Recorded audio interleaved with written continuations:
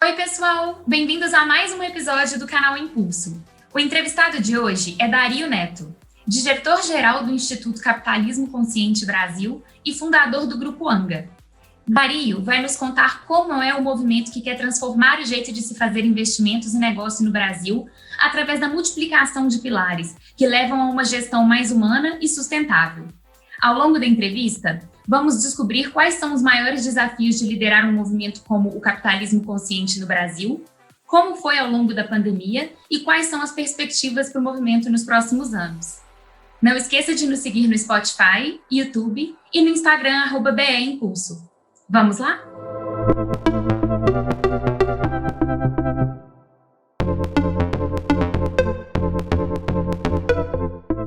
Eu queria começar sabendo um pouco, Dario, obrigada por estar aqui, como que foi a sua vida no empreendedorismo? Como que foi um pouco dessa trajetória? A trajetória empreendedora ela começa dentro da universidade. Sou formado em engenharia ambiental pela Unesp de Rio Claro, no estado de São Paulo. Tive bastante alocação de tempo, engajamento, muito ativo em movimentos estudantis, em especial um movimento chamado Movimento Empresa Júnior. Ajudei a cofundar a minha empresa júnior na época da faculdade, acabei me apaixonando por empreendedorismo nesse momento. Decidi arriscar, tentar seguir esse caminho mais empreendedor, que era muito diferente do que eu projetava até na minha cabeça. Assim, eu imaginava formado, trabalhando, buscando uma carreira executiva na minha área. E aí na universidade eu tive essa oportunidade, acabou mexendo bastante comigo e eu senti que era por ali, seguir meu coração. Eu tendo a ser muito intuitivo nas decisões que eu tomo na vida, assim, e essa foi uma das vezes. E acabou que eu tentei quase que replicar um pedaço do que a gente fazia na empresa Júnior no primeiro CNPJ, foi ali em 2012, mais ou menos. Era uma empresa que era orientada para implementar sistema de gestão ambiental em escolas no estado de São Paulo, foi meu primeiro CNPJ. Dali vieram as outras, né? Depois disso, eu abri uma segunda empresa, acabei saindo da sociedade dessa primeira, porque eu comecei a me conhecer empreendendo,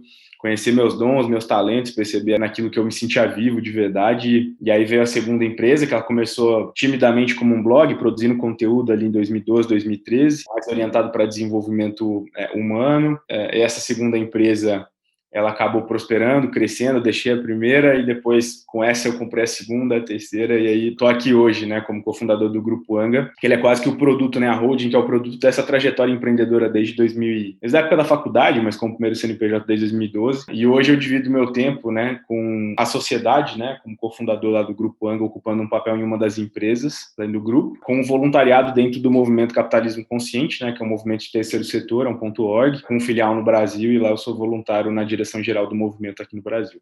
O que você tem visto nessa última década de transformação dentro do empreendedorismo? Eu acho que, até falando agora numa perspectiva de capitalismo consciente, né, dá para ver o quanto o empreendedorismo, né, e a própria agenda hoje de investimentos também, não só a agenda empreendedora, né, elas estão interligadas, né, a agenda de fomento, né, de capital aos negócios nascentes, né, startups e tudo mais, o quanto existe uma transição cada vez maior para se orientar a atividade empreendedora, um negócio para impacto, né, para geração de impacto socioambiental positivo. Então, esse cruzamento, né, dos desafios socioambientais do Brasil, do mundo, né, um país como o nosso, né, uma condição de subdesenvolvimento, com pessoas passando fome, desafios de saneamento, a combinação agora, né, muito atrativa das tecnologias emergentes com esses desafios, né, o tanto de oportunidade que não emerge para se empreender, orientado a impacto, né, de maneira consciente, eu acho que talvez seja a grande virada da década, assim, né, uma década de posicionar negócios como um agente de transformação, assim, né? Por muito tempo acho que a gente tentou delegar como sociedade para os agentes públicos, para o governo, né?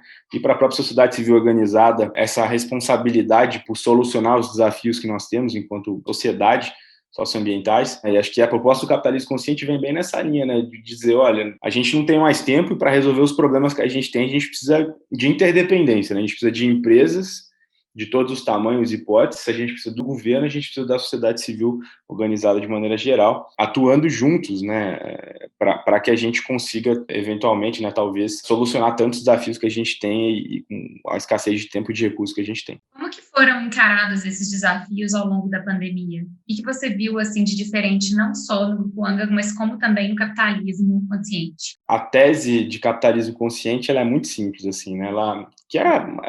No final, é uma tese do tão falado ASG, né? O ESG. Ela defende um jeito de fazer negócios e investimentos mais longo prazista. A tese é a seguinte: você gerir, né? Empreender, liderar uma empresa com um propósito maior, para além da geração do lucro, cuidando de toda a sua cadeia de valor, ou seja, dos seus fornecedores, dos seus colaboradores, da comunidade, do entorno, dos seus acionistas também, os famosos stakeholders, né? Não só dos antigos acionistas, né? Os shareholders, como se pregava, né? Nos últimos 50 anos. No longo prazo, você vai não só prosperar mais, como gerar prosperidade social, ambiental e financeira coletiva na sua cadeia de valor, no seu entorno, né? Essa é a tese. Então, o jeito mais simples de resumir talvez seja o melhor jeito de se dar bem é fazendo bem. E é interessante que essa tese ela foi construída, que é a nossa origem como capitalismo consciente, em Babson, lá em 2004, por meio de um estudo de marketing, né, feita por um professor indiano-americano chamado Raj Sisodia. E o professor Raj estava estudando empresas americanas listadas na bolsa e, basicamente, a alocação de recursos dessas empresas para marketing e o volume desses recursos, né? E na ocasião, ali em 2004, quando ele começou o estudo dele, ele começou a perceber que esse valor, né, o montante alocado pelas grandes empresas em marketing para crescer e prosperar, as maiores empresas americanas, superava $1 trilhão, que era justamente o PIB da Índia, naquele momento, que era o país de origem dele. E aí ele falou, nossa, $1 trilhão é muito dinheiro para marketing, né, para prosperar, para crescer, né? E aí ele foi um pouco mais fundo e começou a perceber que tinha um grupo de empresas se destacando na bolsa que tinha um comportamento diferente, elas não investiam esse montante enorme para prosperar, para crescer em marketing, estavam crescendo. Ele foi estudar essas empresas. O estudo dele, ele se dá justamente em 2004 e passa pela grande crise do subprime ali de 2007, 2008. E quando você olha o preço das ações dessas empresas que não investiam tanto em marketing, são os cases originais do capitalismo consciente, em comparação com as maiores empresas dos Estados Unidos, justamente na crise você tem um boom no preço das ações dessas empresas. E por que elas são os cases de capitalismo consciente, né? Por que elas prosperam tanto na crise? Porque elas compartilhavam 4 grandes pilares, que são os pilares de capitalismo consciente. Propósito maior, cuidado com os seus stakeholders, né? Com fornecedores, funcionários, comunidade, acionistas e afins. Liderança consciente, cultura consciente. Ele percebe, né, que no momento da crise subprime, o preço, a performance já era superior no longo prazo, mas no momento da crise, ela se torna desproporcionalmente superior à performance. Estou falando para esse tanto de coisa, que sua pergunta foi sobre o momento de crise, né? E o momento da crise é justamente o momento que mais demanda a resiliência das empresas. E as empresas, né, da comunidade do capitalismo consciente, ou mesmo falando do Grupo Anga, da forma como a gente tenta empreender, né, nesses últimos anos, tem tentado com todos os nossos erros e acertos, ela é sustentada por essa visão de longo prazo, uma orientação para o propósito e a busca por essa resiliência que acaba aparecendo, por ser tão longo prazista nessa visão, nos momentos mais difíceis. Por quê? Porque nessa hora, onde você não fatura, tem gente quebrando, a demanda de mercado diminui, você não tem cliente, você tem parceiro, né? Você tem amante, apaixonado pela sua marca, assim, né? Pessoas que são apaixonadas pelo seu negócio, pelo seu produto, pela forma como você se relaciona. Você não tem fornecedor, você também tem parceiro, né? Você tem amigo. Então, as relações, elas não são frias, transacionais, né? São relações de negócio baseadas em confiança, em vulnerabilidade. Por essa construção dessas relações feitas de um jeito diferente, esses negócios tendem a ser mais resilientes. Claro que eles vão ser altamente afetados, claro que não vai ser fácil, mas eles mostram sua resiliência nessa hora. Então, o que eu mais percebi, assim, e era justamente o que a gente mais esperava, é que essa tese de 2004, lá em 2007, 2008, ela se comprovasse de novo em 2020 agora, né, na grande pandemia. E foi muito legal ver que ela se provou mais uma vez. A gente pôde perceber isso justamente olhando para a performance dos fundos e índices alinhados com a ESG, né, com esse cuidado social e ambiental e com a governança, que é justamente a tese de capitalismo consciente. De novo, né, não é uma regra, sempre tem exceções, né, nessa visão.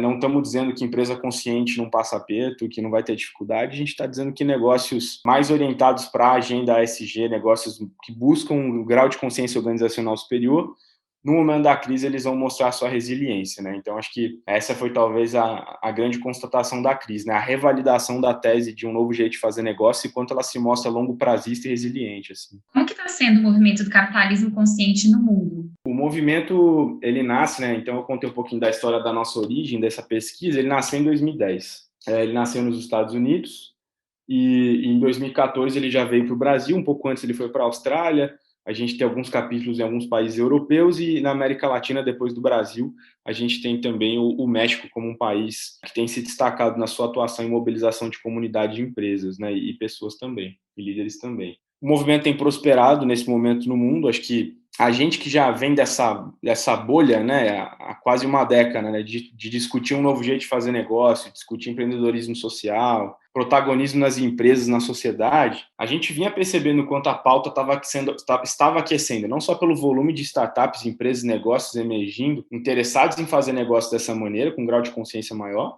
mas também pelo crescimento do mercado e o aquecimento do mercado de investimento, de venture capital, o grande mercado de capitais também se direcionando para a pauta, né, para a agenda. E o que a gente consegue perceber é que os sinais de que estava chegando, né, o momento dessa agenda, de fato, ela ocupar o centro das discussões de negócios, o centro das discussões de mercado financeiro, a gente começou a perceber que os sinais eles estavam se tornando cada vez mais frequentes e com espaçamento menor. Então, Fórum Econômico Mundial falando de capitalismo de stakeholders, Fórum Econômico Mundial ano que vem falando do Grand Reset do capitalismo, virada editorial do Financial Times nos Estados Unidos, né? Business Roundtable nos Estados Unidos com 181 CEOs revisando a função das empresas, né? O real propósito das empresas para a sociedade. BlackRock, grandes fundos de investimento, começando a orientar a estratégia de investimento no grande mercado de capitais, cada vez mais sensível à pauta socioambiental, né? Esses e tantos outros sinais que a gente começou a ver se repetindo, acontecendo, falou, opa,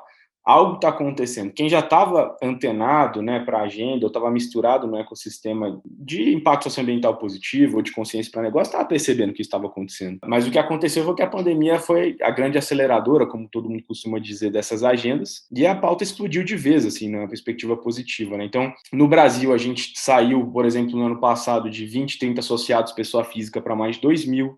A gente tinha, sei lá, 14, 15 startups associadas, foi para quase 80. A gente tinha algumas empresas, sei lá, tinha 30, 40 empresas, estamos perto de uma centena de empresas dentro da comunidade. Essa vinda da discussão para o centro da mesa de negócios fez a agenda explodir, assim, mas não foi só o capitalismo consciente, né? O Sistema B também cresceu e prosperou muito, e outros movimentos sinérgicos, né, e complementares que têm tentado pautar isso no Brasil de maneira consistente na última década, né? CBEDS, Instituto Etos, tanta gente bacana que faz um trabalho sério, profissional, né, e tenta ajudar o país, no setor privado principalmente, para fazer essa transição, né, tão importante. Para agora, 2021, 2022, que a gente espera, né, que seja um final de pandemia e um início de uma vida pós-pandemia, como vocês estão prevendo que vai ser a mudança de cenário? O que vocês estão esperando, mais ou menos, para esses anos? Muitas mesas de negócios, muitos espaços importantes de tomada de decisão e poder se abriram para uma nova ideia. Muitos, talvez, porque perceberam que não podiam ficar de fora dessa agenda vindo para o mainstream, né, de discussão do ASG. Muitos porque genuinamente entenderam e perceberam e se sensibilizaram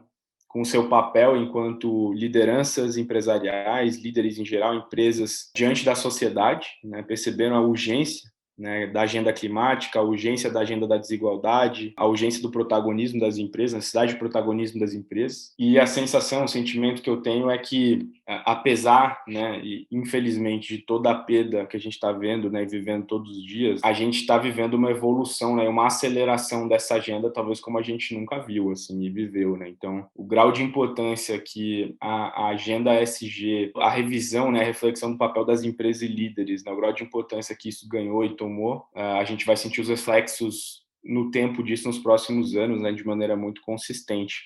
E muitas pautas, né, que também estavam acontecendo, elas, de fato, agora elas chegam e ficam, assim, né? Então, essa transição cultural que sustenta uma cultura mais digital, de culturas mais orientadas para confiança, transparência, autonomia, ela já era também uma tendência, assim como essa agenda já era uma tendência, e ela também foi super acelerada e não tem mais caminho para trás. Essa também acho que é uma grande mudança, né? E quando a gente olha para a década, né, o que a gente pode esperar, né, para os próximos anos, é de que a gente tenha tecnologias, né, emergentes cada vez mais a serviço da resolução de problemas socioambientais, né? Então, olhar para o desafio do saneamento, o desafio dos resíduos, o desafio da fome, e olhar para tecnologias emergentes, né, como o blockchain, a tokenização, e começar a ver essas coisas se cruzando, né, e nascimento de negócios nessa linha. Eu tenho visto muitos negócios nessa direção e tem sido muito interessante. O aparecimento de novos mercados, né, como o mercado de crédito de carbono, o crédito da reciclagem, né, então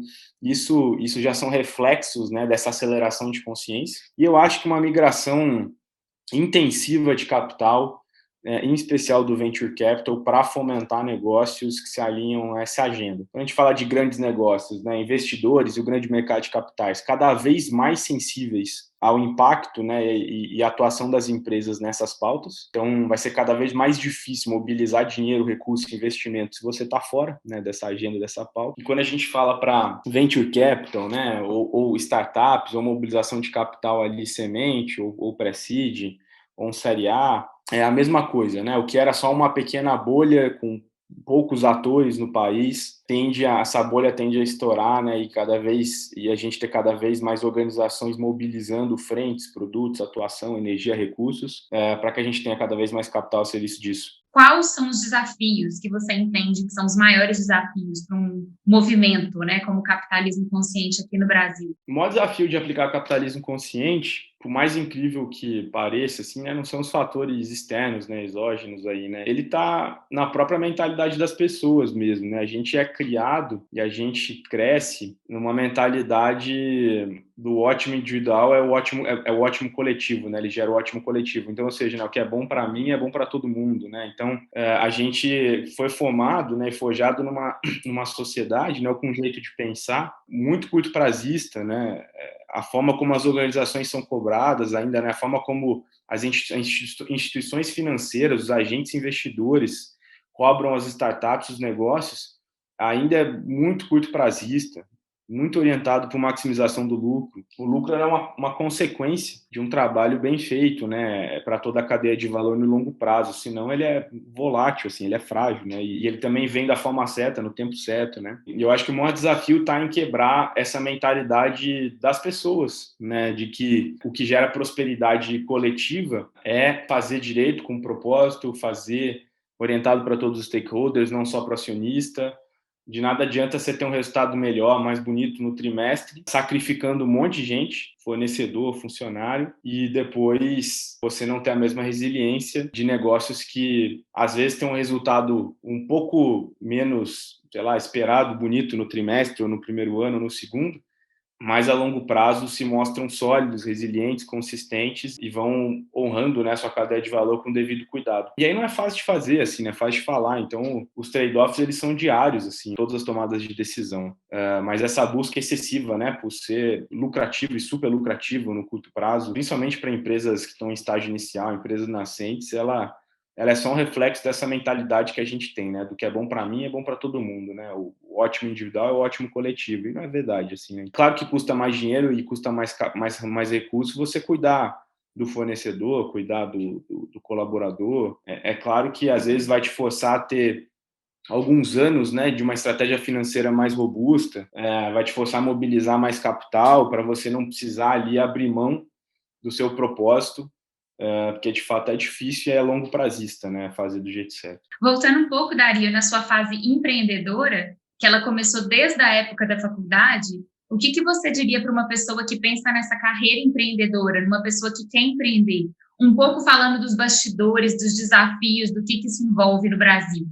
Sem saber e de maneira inconsciente, eu investi muito no meu autoconhecimento, no meu autodesenvolvimento, na minha inteligência emocional, na minha vida espiritual também, desde a minha formação, da universidade e depois. Então, eu gastei o pouco dinheiro que eu ganhei no comecinho lá, com formações de desenvolvimento de competências de liderança, programação neurolinguística, formações que tinham a ver com a minha forma de me comunicar, de me entender, de olhar para minhas crenças, para os meus valores, entender, ter mais consciência emocional, domínio emocional. Eram escolhas, né, investimentos, assim, altamente desconectados do que era o meu momento empreendedor, assim, né? Se eu tivesse que escolher alocar recursos para isso, ou para, sei lá, tracionar a minha startupzinha ali, o meu negócio, eu talvez não tinha tanto sentido, né? Mas olhando para trás, assim, foi a melhor coisa que eu fiz na vida, assim, porque o desafio da trajetória empreendedora na minha opinião, está justamente em ter uma boa autoconsciência emocional, um bom domínio emocional, em trabalhar muito a sua inteligência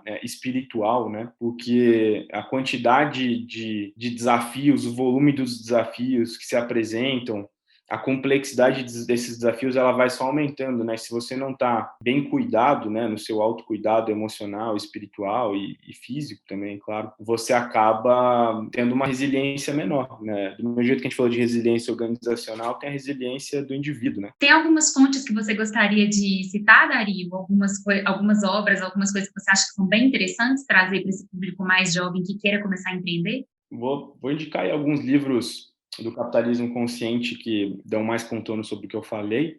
Tem um mais recente agora que chama Empresas que Curam, para já desenvolver essa visão de negócios, tendo a empresa desenvolvendo essa responsabilidade empresarial sobre as dores e os desafios socioambientais que a gente tem no país, no mundo. Tem um outro que chama Empreendedorismo Consciente, que também é do nosso portfólio lá, que conta histórias de empresas brasileiras que estão tentando aplicar capitalismo consciente, né, e boas práticas de consciência nos negócios. E tem um que chama Todos São Importantes, talvez de liderança consciente, é um dos melhores livros que eu conheço. De capitalismo consciente talvez seja um dos principais livros também. Me lembrei de um último agora, enquanto eu falava do Todos São Importantes, que é o Leading Well From Within. Ele ainda não tem em português, a gente está fazendo um trabalho de publicação dele, de tradução. Esse ano, se Deus quiser, ele vai estar aí traduzido para o mercado brasileiro. Mas ele é de um neurocientista chamado Daniel Friedland, é um dos grandes ícones da rede global do capitalismo consciente, e ele fala sobre liderança consciente em uma perspectiva neurocientífica, e é um livro muito, muito legal. Então, a gente talvez tem 2 obras para tratar mais do eu e do desenvolvimento da liderança consciente, como base sólida para sustentar e aplicar uma visão de negócios de capitalismo consciente nas 2 outras obras que eu citei, né? Empresas que Curam e Empreendedorismo Consciente. Qual hoje que é um país que você acha que é tipo modelo nessa área de capitalismo consciente? Tem países que eu admiro na forma como eles se organizam e tudo mais, então acho que a gente tem alguns países ali europeus muito interessantes, né? Acho muito interessante o caso da Suíça, acho muito interessante o caso da Suécia, dos países nórdicos ali, Noruega, que não por coincidência tem IDHs altíssimos, né, elevadíssimos. Gosto muito do que a Nova Zelândia tem feito. Gosto muito do caso de Israel, apesar de entender que essa orientação dos negócios em Israel para desafios, ela é muito mais natural e motivada por necessidade, né? Um país ali que tem desafios naturais por carência de recursos e desafios de relações diplomáticas, né? E o que força um desenvolvimento de tecnologia da indústria bélica também muito, muito forte, né? Mas Israel, acho que do ponto de vista de maturidade do ecossistema empreendedor e qualidade das startups que tem gerado, principalmente para a saúde, gerou para desafios ambientais.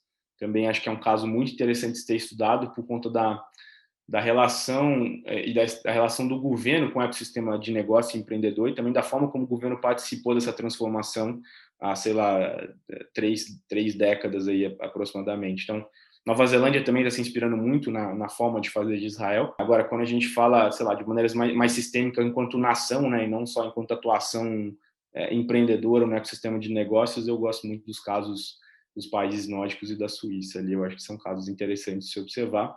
Eu acho que a agenda como um todo, ela está, de novo, né, ela tá vindo para o centro das discussões agora. Eu acho que tem muita coisa para a gente fazer em muito lugar.